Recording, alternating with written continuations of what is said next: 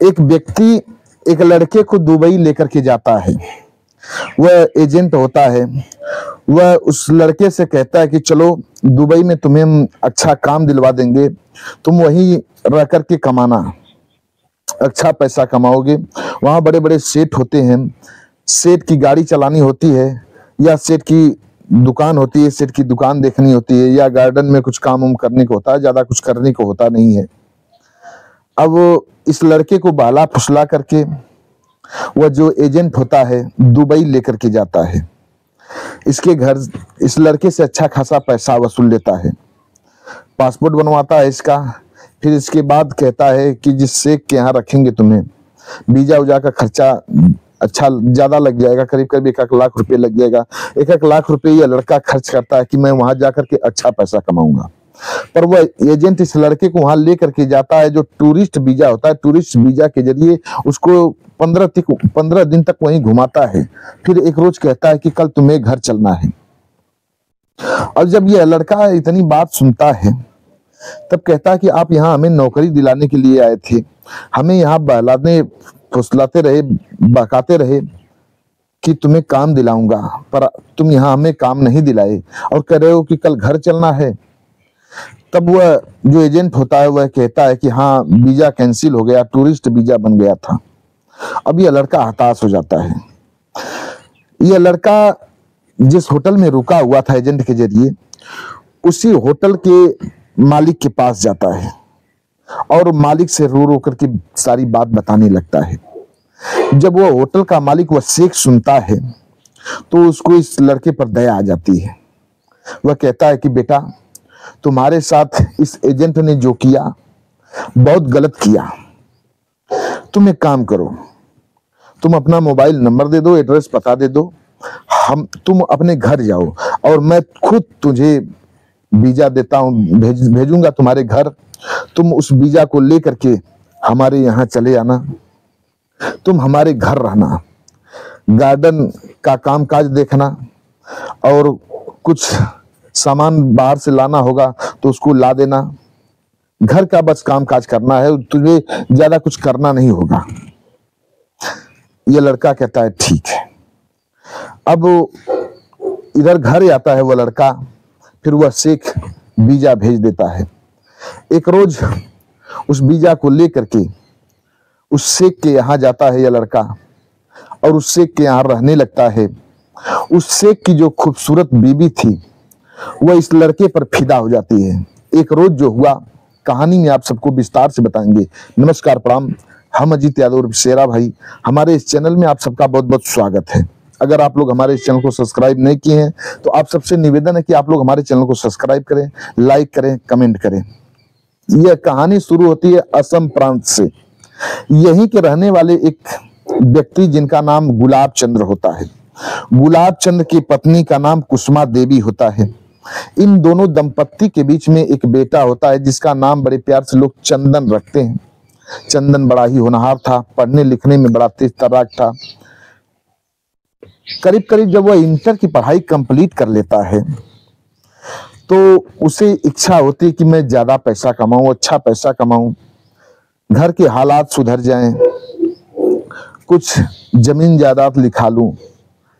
पिताजी हमारे कुछ खास कर नहीं पाए, हम ही कुछ करके आगे बढ़ जाएं। उसकी दिली तमन्ना थी। वह हर रोज अपने बाजार में, मार्केट में घूमता था तो नामी गिरामी लोगों के पास जाता था, जो लोग अक्सर अच्छा पैसा कमाते थे उनके पास जाता था और उससे बातें करता कि कोई लोग उसको सजेस्ट करे, उसको सलाह दे कैसे वह अच्छा पैसा कमाए। एक रोज चंदन की मुलाकात एक सुभाष नामक व्यक्ति से होती है। सुभाष दुबई का एजेंट होता है। वह हिंदुस्तान के नए नए लड़कों को पकड़ करके लेकर के जाता, इनसे कुछ पैसा वसूलता और उनको दुबई में लेके जाता। किसी को गार्डन में नौकरी दिला देता, किसी को गाड़ी चलाने के लिए नौकरी लगवा देता। वो कई शेखों से उसका कांटेक्ट होता है। वह शेखों के यहाँ किसी को फर्नीचर की दुकान पर सेट कर देता, लोग पैसा कमाते। ऐसे ही जब चंदन सुभाष से बात करता है तो सुभाष कहता है कि चंदन, तुम अपना पासपोर्ट बनवा लो और 1 लाख रुपए की व्यवस्था करो। मैं तुम्हें ले चलता हूं एक शेख के यहाँ दुबई में। वह शेख बड़ा ही पैसे वाला है, तुम उसी के यहाँ रहना और उसकी दुकान है, उसकी दुकान पर तुम देख रेख करना। तुम्हें ज्यादा कुछ करना नहीं है, हिसाब बारी करना है, देख रेख करना है और कुछ करना नहीं है। चंदन तैयार हो जाता है, मान जाता है। उसे लग रहा था कि दुबई में लोग जब कमाते हैं, अच्छा पैसा कमाते हैं। कई लोगों को वह देख चुका था कि लोग अच्छा पैसा कमा रहे हैं और घर द्वार भी अच्छा बना लिए हैं, गाड़ी भी बना लिए हैं, खेत बाड़ी भी लिखा लिए हैं, काफी तरक्की पर लोग हैं, बेटों को अच्छे स्कूल में पढ़ा रहे हैं। यही सब देख करके उसके मन में भी इच्छा हो जाती है कि वह भी दुबई जाए। अब ये जो चंदन था अपना पासपोर्ट तैयार कर लेता है। तब सुभाष कहता है कि चंदन, 1 लाख रुपए लगेंगे वीजा बनवाने का, तब भाई दुबई चल सकते हो, नहीं तो दुबई नहीं चल पाओगे। अब चंदन 1 लाख रुपए की व्यवस्था करता है। 1 लाख रुपए सुभाष को ले जाकर के दे देता है।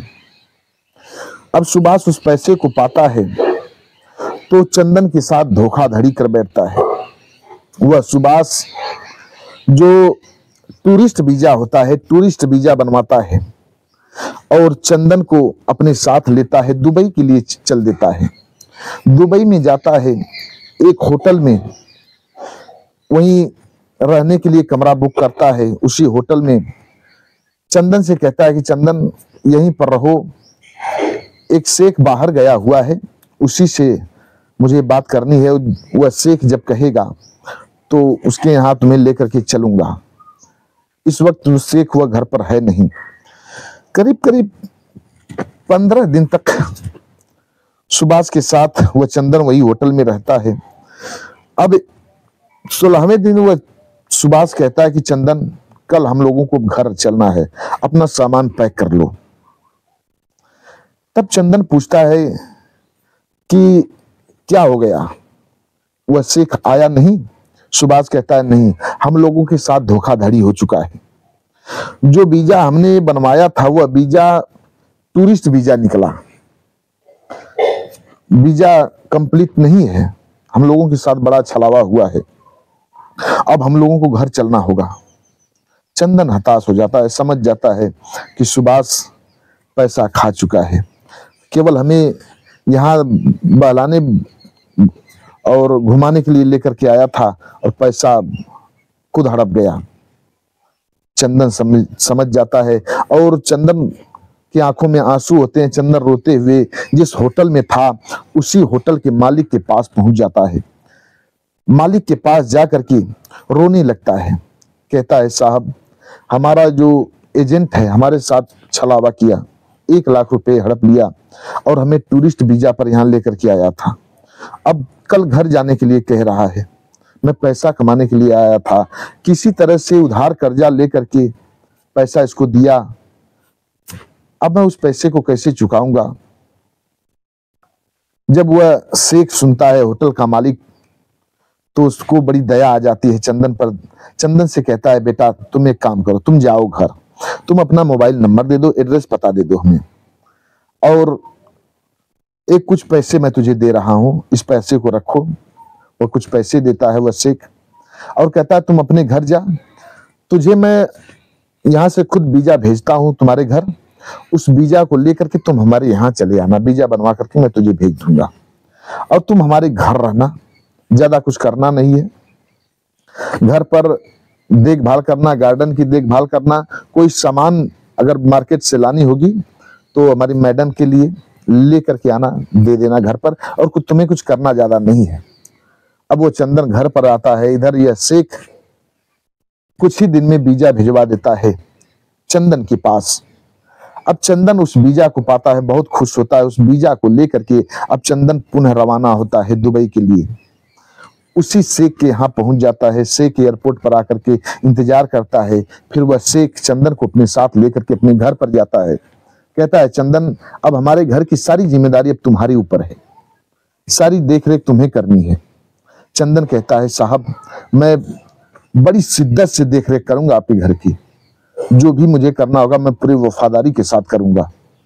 कहता है शेख, हमें पूरा विश्वास है कि तुम पूरे जिम्मेदारी के साथ हमारे घर की देख रेख करोगी। इस शेख की 2 बीबियां होती हैं। एक शेख करीब करीब उसकी शादी 25 साल पहले हो चुकी थी, और जो दूसरी वाली थी उसकी शादी महज 5 वर्ष पहले हुई थी। जो दूसरी वाली थी बड़ी ही खूबसूरत थी, निहायत ही खूबसूरत थी। उसका नाम सनायरा होता है। जब वह सनायरा चंदन को देखती है, चंदन की खूबसूरती को देखती है, मोहित हो जाती है। पहले ही दिन से चंदन पर फिदा हो जाती है। अब चंदन को पाने की फिराक में रहती है। वह हर रोज चंदन से मीठी मीठी बातें करती, किसी न किसी बहाने से अपने कमरे में बुलाती और चंदन से खूब बातें करती, हंसी मजाक करती। चंदन भोला भाला किस्म का लड़का उस मालकिन से खूब बातें करता। एक रोज की बात है, वह चंदन को अपने पास बुलाती है सनायरा और अपने प्यार का इजहार कर देती है और कहती है, चंदन तुम हमारे साथ संबंध बनाओ। हमारा मालिक जो है बूढ़ा हो चुका है और हमसे, हमारे पिताजी बड़े गरीब थे, जबरदस्ती हमसे शादी कर लिया। हमारे पिताजी को ढेर सारे पैसे दे दिए। हमारे मालिक ने ढेर पैसा दे करके हमारे पिता को जैसे खरीद लिया और हमसे जबरदस्ती शादी कर लिया। मैं मजबूरन अपने पति के साथ हूं। अब तुम मेरे साथ संबंध बनाओ, तुम हमारी इच्छा की पूर्ति करो। हमारा शेख, हमारा पति हमारी इच्छा की कभी पूर्ति नहीं कर पाता है। जब इतनी बात वह चंदन सुनता है, कहता है कि मालकिन, मैं हिंदुस्तान का रहने वाला, मैं आपके साथ संबंध नहीं बना सकता। आप मेरी मालकिन हैं, मैं कभी भी आपके साथ संबंध नहीं बना सकता। चाहे जो भी हो जाए, मैं आपके साथ संबंध नहीं बनाऊंगा। अभी तक आप मालिक को समझ ही नहीं पाई। मैं महज हमें आते यहाँ करीब करीब कुछ ही दिन हुए हैं, लेकिन मैं जितना समझ चुका हूं मालिक को, आप नहीं समझ पाई। भले ही मालिक आपसे जबरदस्ती शादी कर लिए हों, पर वह आपको कितना मानते हैं आपको अंदाजा नहीं होगा। मैं आपके साथ कदापि संबंध नहीं बना सकता। वह मालकिन सनायरा बहुत फोर्स करती है, पर यह चंदन मानने को तैयार नहीं होता है। चंदन कहता है, मालकिन आप अपने पत्नी धर्म को निभाइए। कभी आप अपने पति को एक बार उनको आंकिए, उनकी परीक्षा लीजिए कि वास्तव में आपसे वो कितना प्यार करते हैं। आप उनके साथ धोखा करने जा रही हैं। मैं यह होने नहीं दूंगा, मैं यह आपके साथ कर भी नहीं सकता। आप केवल मालिक की एक बार परीक्षा तो लेकर के देखो। वह सनायरा कहती है, ठीक है, अगर मेरा पति अगर परीक्षा में फेल हुआ तो क्या तुम मेरे साथ संबंध बनाओगी? चंदन कहता है, हाँ मालकिन, मैं जरूर आपके साथ संबंध बनाऊंगा। पहले आप मालिक की परीक्षा लेकर के देखो, आपको वह कितना मानते हैं। वह सनायरा कहती है, ठीक है, मैं अपने पति की परीक्षा ले रही हूं, देखती हूं कि वह हमें कितना मानता है। एक रोज सनायरा अपने ही यहाँ के एक डॉक्टर के पास जाती है और झूठे का मेडिकल रिपोर्ट बनवाती है। मेडिकल रिपोर्ट में लिखवाती है कि उसकी दोनों किडनी खराब हो चुकी है, और उस रिपोर्ट को लेकर के अपने घर आती है। घर पर सोई रहती है अपने चारपाई पर, और अपने पति को, जो शेख होता है, उसको अपने पास बुलाती है। शेख से कहती है कि हमारी दोनों किडनी खराब हो चुकी है, अब मैं ज्यादा दिन तक जीवित नहीं रह पाऊंगी। वह शेख बहुत रोता है, कहता है कि कैसी बातें कर रहे हो सनायरा, तुम्हें मैं दिलो जान से मानता हूं, तुम मेरी प्राण के समान हो। सनायरा कहती है, अगर आप मुझे इतना मानते हैं तो अपनी एक किडनी हमें दे दीजिए, हमें जीवन दान दे दीजिए, किडनी हम मुझ में प्रत्यारोपित करा दीजिए, मैं जीवित हो जाऊंगी, सही हो जाऊंगी, ठीक हो जाऊंगी, और मैं आपके साथ रहूंगी।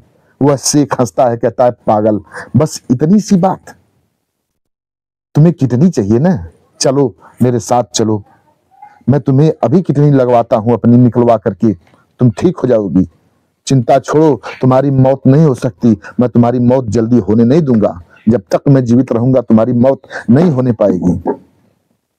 जब इतनी बात सनायरा सुनती है, उसकी आंखों में आंसू भर जाते हैं।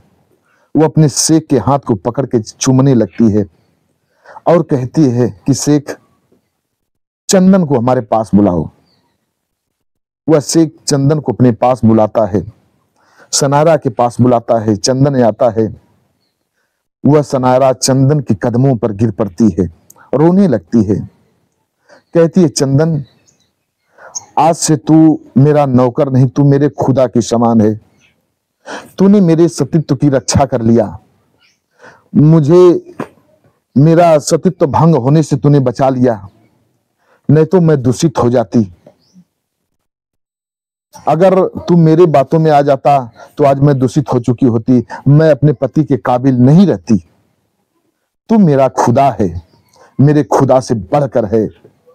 वह सनायरा चंदन की कदमों पर गिर पड़ती है। चंदन अपनी मालकिन को उठाता है, वह मालकिन गले लगा लेती है, चंदन को कहती है, आज से मैं तुझे बेटा कह करके बुलाऊंगी। वह चंदन हाथ जोड़ लेता है, सारी बात सनायरा बताती है अपने मालिक से।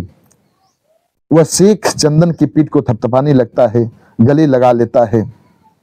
चंदन हाथ जोड़े खड़ा रहता है। वह मालकिन सनायरा भी चंदन को गले लगा लेती है। फिर इसके बाद चंदन की पगार दोगुनी कर देती है। चंदन को अपने ही घर रखती है, कहती है जब तक तुम्हारी इच्छा हो तब तक तुम हमारे यहाँ रहना, हमारा बेटा बन करके रहना। चंदन वहीं रहने लगता है, अच्छा पैसा कमाता है, घर द्वार भी अच्छा बना लेता है। धीरे धीरे समय व्यतीत होता है, चंदन भी शादी करता है, अपने घर आता जाता है, काफी तरक्की पर होता है। बस आज की कहानी इतना तक। कहानी कैसी लगी आप सब कमेंट बॉक्स में बताइएगा। यह कहानी कोई अश्लील नहीं, कहानी के कमेंट बॉक्स में आप लोग बताइए कहानी आप लोग कैसी लगी। चंदन ने जो किया क्या सही किया या गलत किया। हमारे एक व्यूअर हैं दिनेश कुमार माथुर जी, जो कि चौबेपुर बिहार के रहने वाले हैं। एक हमारे व्यूअर हैं राजेंद्र चौरसिया जी, जो कि उत्तर प्रदेश के रहने वाले हैं। हमारी कहानियों को लोग सुनते हैं, पसंद करते हैं। आप लोग भी अपना नाम बुलवाना चाहते हैं तो आप लोग भी कमेंट बॉक्स में अपना नाम दीजिए, एड्रेस बता दीजिए, आप लोगों का भी नाम लिया जाएगा। कहानी कैसी लगी कमेंट्स बॉक्स में बताइए। मिलते हैं अगले एपिसोड में किसी एक नई कहानी के साथ, तब तक के लिए नमस्कार।